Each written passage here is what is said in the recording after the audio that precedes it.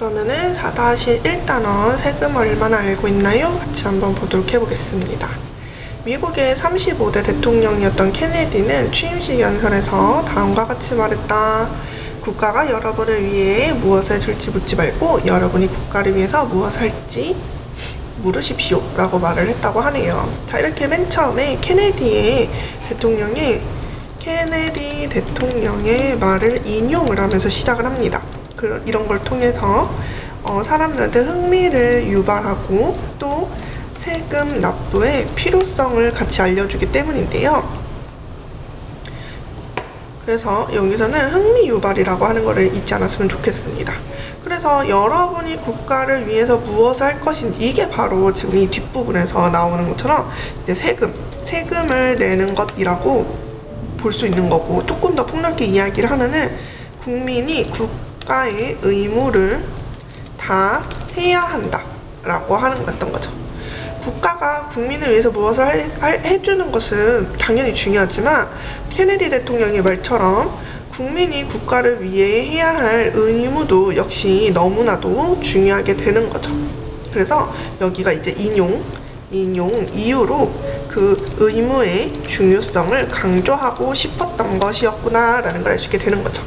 그리고 대한민국 헌법의 가장 중요한 의무 중에 하나가 바로 대한민국 우리나라 헌법에는 납세의 의무, 세금을 내야 되는 의무가 포함이 되고 있고요.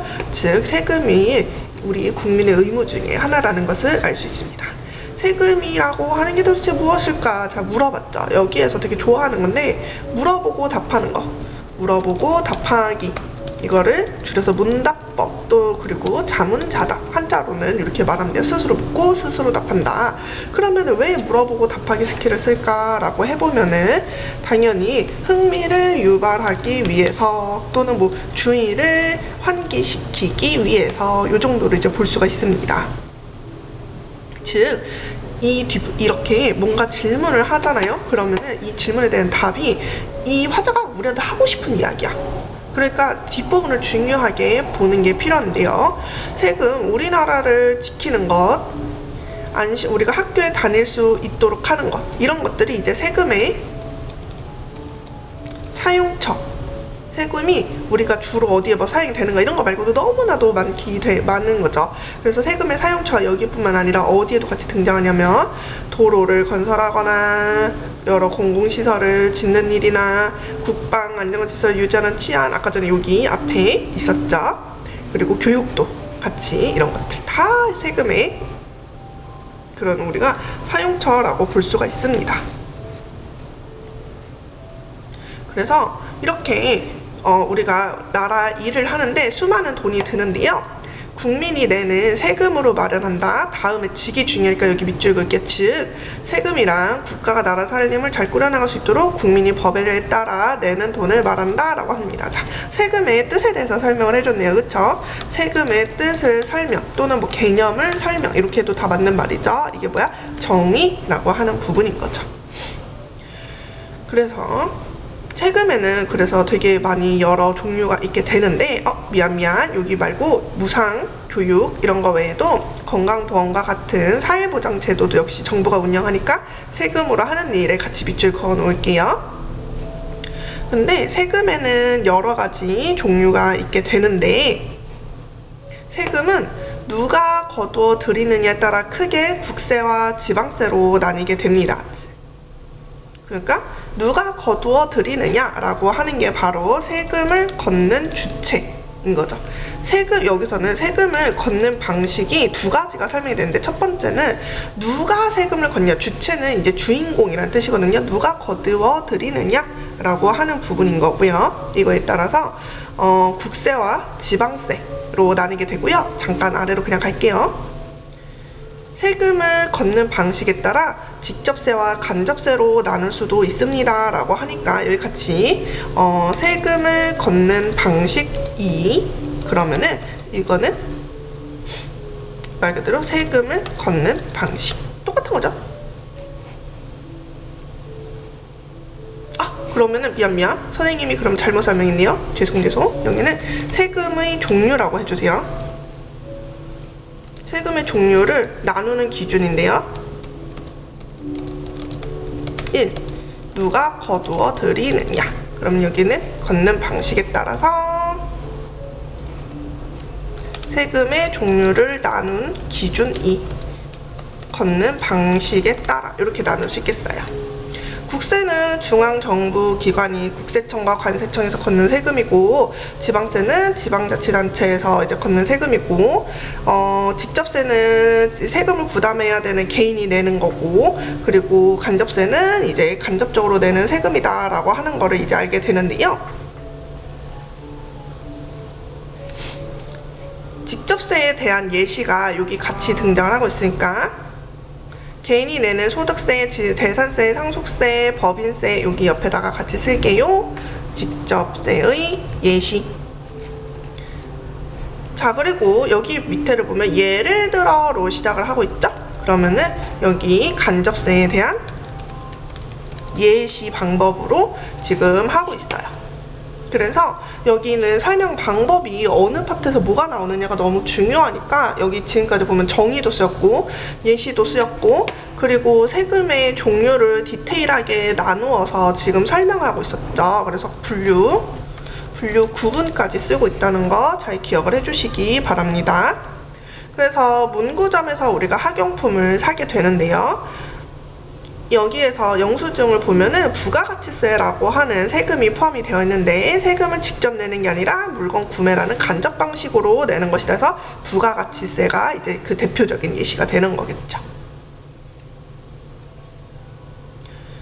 그러면은 여기에서 질문 하나 해볼게요. 직접세, 예를 들어서 소득세, 재산세, 상속세 이런 거 청소년들이 낼까? 이런 건 안 내. 왜냐면 물론 뭐 본인 명의로 된 집을 가지고 있다. 뭐 요즘에 선생님 최근에 기사를 보니까 뭐 태어나자마자 부모님으로부터 집을 뭐 물려받는 그런 금수저들이 있대요. 그런 친구들은 당연히 집이 있으니까 내겠죠. 근데 우리는 집이 없으면 소득세, 재산세 이런 거 안 내도 되거든. 근데 부가가치세는 청소년도 내야 돼. 그래서 요거 조금 헷갈리지 말라고 써놓을게요. 청소년들도 내는 세금이다. 내가 직접 내는 게 아니어서 잘 못 느낄 뿐인 거지, 부가가치세로 열심히 우리 다 같이 세금을 내고 있는 것이다 라고 하게 되는 거죠. 그 다음에 그런데 그러면은 우리가 직접 내는 건 아닌데 누가 내는 걸까? 누가 그 세금을 낼까? 역시 물어봤죠. 누가 세금을 낸대요? 물건을 판 기업이나 가게 주인이 그 돈을 대신해서 내주고 있다. 우리가 낸 거를 그 사람들이 한 번 더 내주는 거죠. 그래서 여기서도 역시 문답법이라고 하고 있네요. 그래서 물건 진짜로 이제 세금을 내는 거는 나지만 그걸 대신해서 납부해준다 라고 생각을 해주세요. 그러면 직접세와 간접세 중에서 어느 것이 더 나은 방식일까? 라고 역시 물어보고 있어요. 자, 그러면 어느 것이 더 나은 방식인지 알려면 비교, 대조, 공통점과 차이점을 활용을 해서 이제 알려줘야 되겠지? 직접세는 어떠한 경우에 많이 쓰게 되냐면은 여기서 나오는 것처럼 소득이나 재산에 따라 누진적으로 작용이 되는 거야. 그래서 이게 누진적이라는 게 무슨 뜻이냐면, 누진적이라고 하는 거는 그 금액이 증가할수록 비율이 점점 더 높아지는 것이라고 생각을 하면 돼. 금액이 증가할 때 비율이 증가하기 때문에 결국에는 높은 구간에 있는 사람은 높은 비율을 차지해야 되는 거지. 뭐 소득이 밑에 뭐 예를 들어 뭐 하위 10%다 그러면은 세금을 10%만 내세요 이런 거라면, 소득이 상위 10%면은 너는 소득 90% 내, 약간 이렇게 된다는 거지. 비율이 높아지는 거.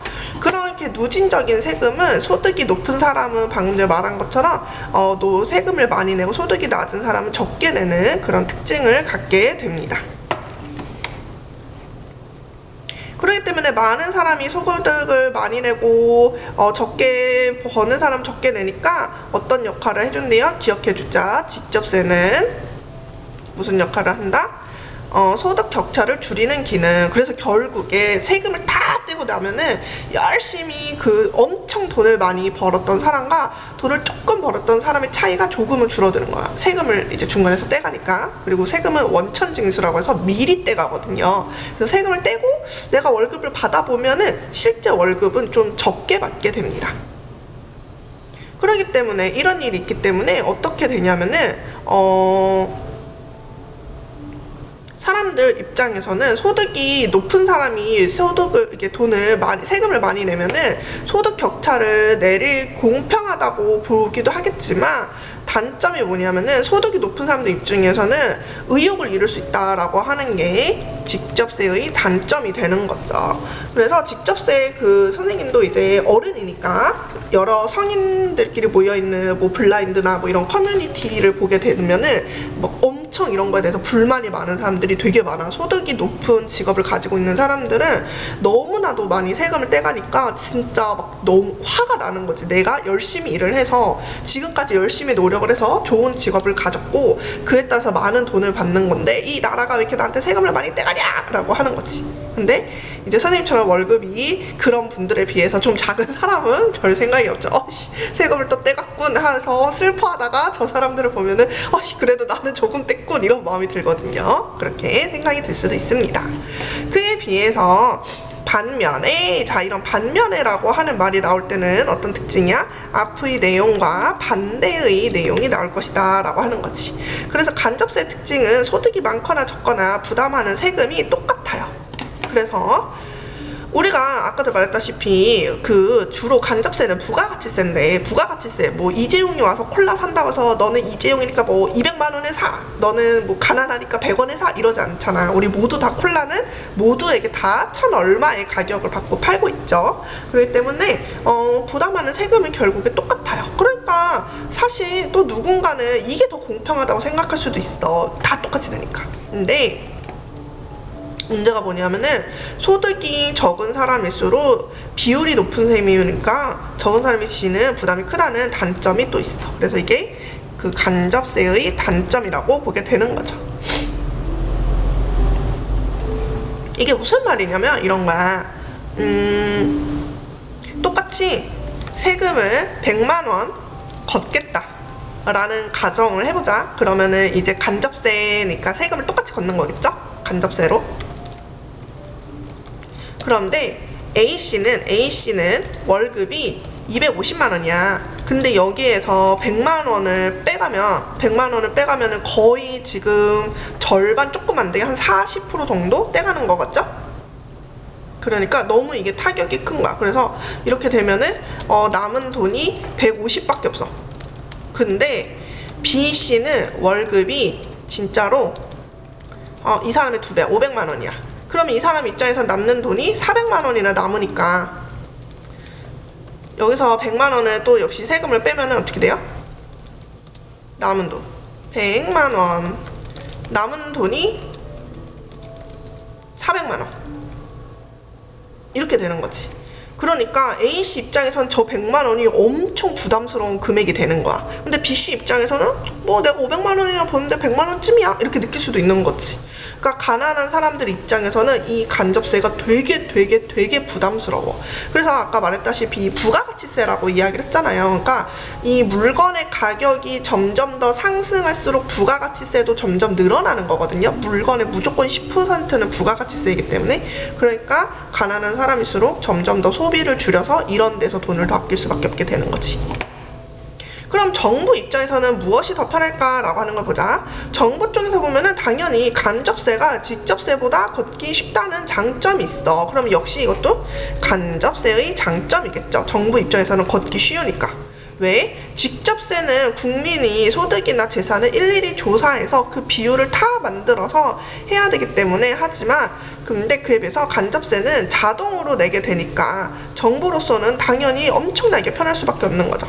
간접세가 더 편한 이유. 그런데 문제가 뭐냐면은 아까 전에 말했다시피 직접세가 가지고 있는 가장 큰 특징이 소득 격차를 줄여서 사회를 더 안정적으로 만드는 거야. 우리 사회의 빈부격차가 클수록 사실 사회는 더 안 좋아져. 나는 이렇게 가난한데 쟤만 저렇게 돈을 많이 벌어? 그럼 내가 이래서 뭐해? 나 일 그만둘 거야. 나 그냥 백수처럼 그냥 막 이 사회에 그냥 어느 한 암세포 조직처럼 그냥 딩가딩가하면서 놀면서 살 거야. 이렇게 될수록 사회의 경제력은 더 점점 떨어지는 거잖아. 그러니까 그 사회 정부 입장에서는 그게 되게 안 좋은 거거든요. 그래서 안정적으로 만들기 위해서 위아래 격차를 줄이게 되는 거지. 그래서 간접세 비중이 더 높게 되면은 소득 격차를 줄이는 효과가 약해질 수 있다라고 하는 거는 간접세의 단점. 그럼 간접세의 단점이 여기까지 읽어보니까 우리가 두 개라는 걸 알 수 있어. 우리 앞에 보면은 간접세의 단점 1번 소득 격차가 이제 적은 사람이 부담이 크다는 거. 소득, 그리고 두 번째는 정부 입장에서 이런 여러 가지 사회적으로 안정적인 그런 사회 운영을 할 수 있는데 방해를 받을 수 있다는 거. 그러니까 뭐가 더 낫다라고 말하기가 좀 어려운 거죠. 장점과 단점이 다 있기 때문이에요.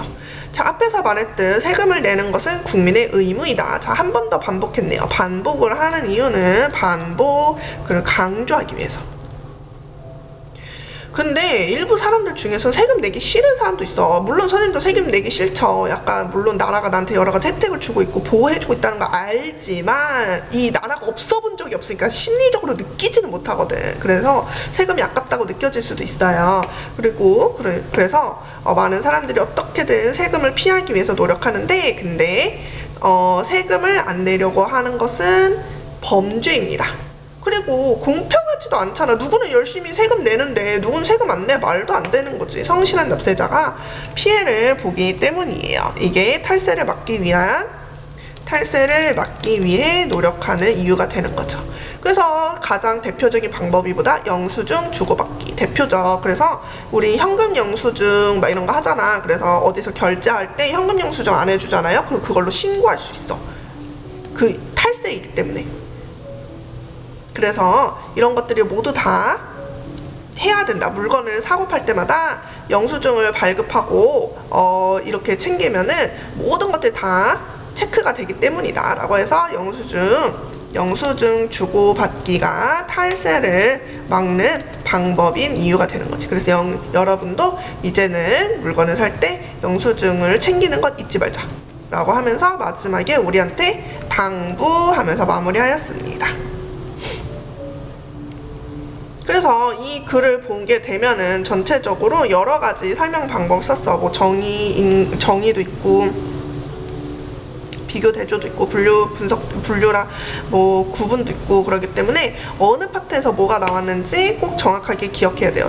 그리고 개념도 되게 중요해. 여기서 막 부가가치세에 대한 설명 이런 것들도 이제 내용 일치 불일치 문제로 나올 수 있기 때문에 여기 지시문은 조금 꼼꼼하게 공부하시길 바랄게요.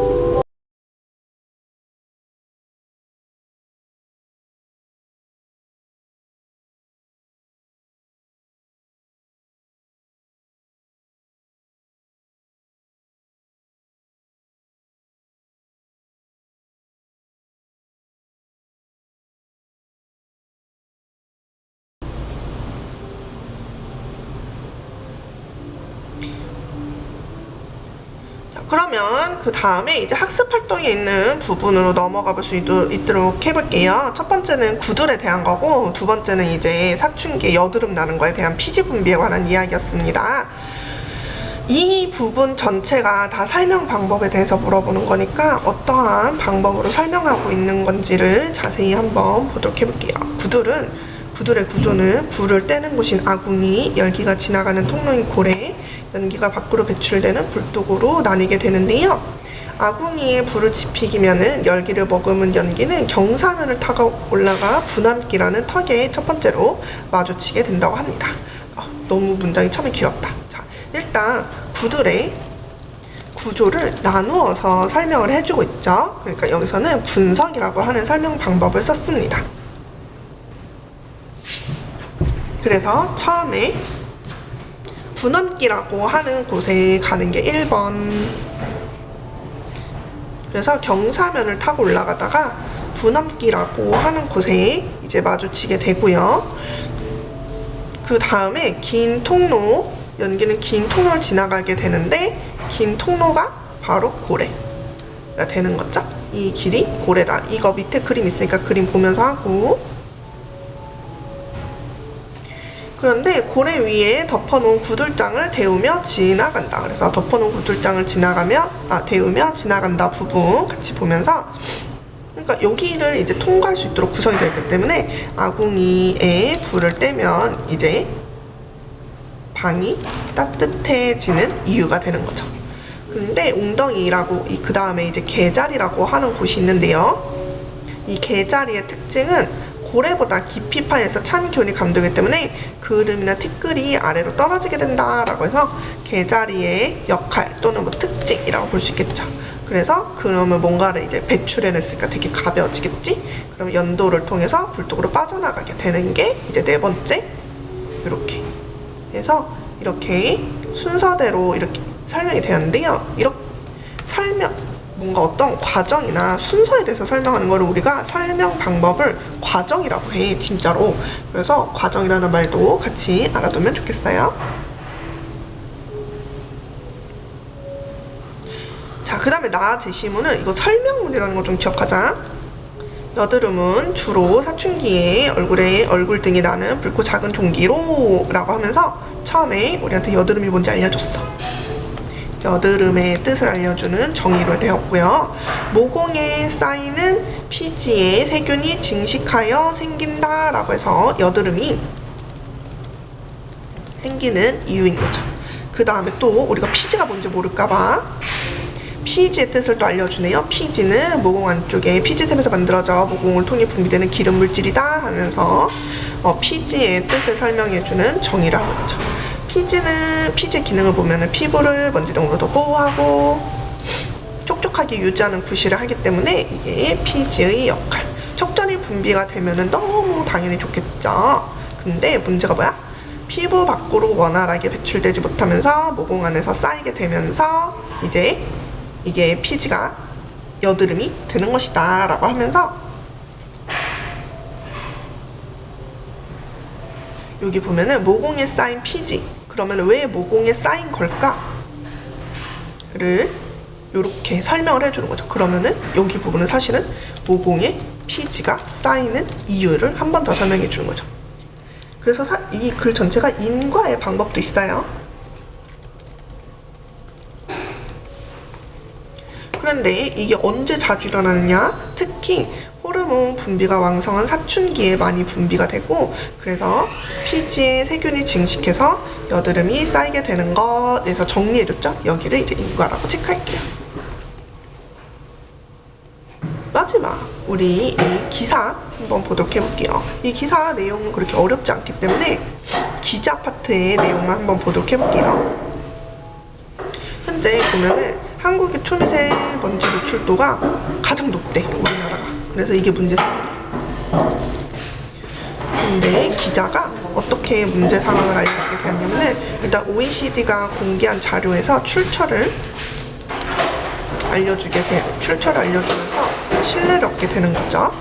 근데 32 마이크로그램으로 35개 회원국 중에 가장 나빴대. 그 다음에 근데 초미세먼지가 우리가 뭔지 잘 모를까봐 이렇게 작은 먼지로 초미세먼지의 정의를 하게 되는 거고요.